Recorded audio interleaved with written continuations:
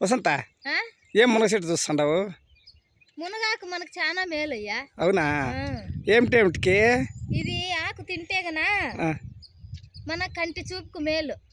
రేచీకటి వస్తుంది కొంతమందికి, రేచీకటి రానికుండా చేస్తుంది, కంటి చూపు మెరుగుపడుతుంది, మన శరీరంలో ఉండే చెడు కొవ్వును తీసేస్తుంది, ఎముకలకు మంచి బలాన్ని ఇస్తుంది, రక్తంలో ఉండే చక్కెరని తీసేస్తుంది, రక్తాన్ని పెంచుతుంది ఈ ఆకు.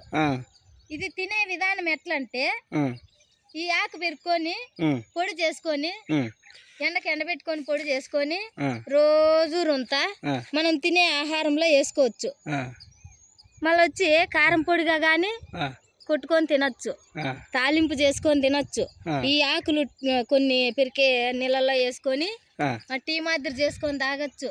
ఈ పూలు తాలింపు చేసుకొని తింటే ఎట్లుంటాయో బాగుంటాయి.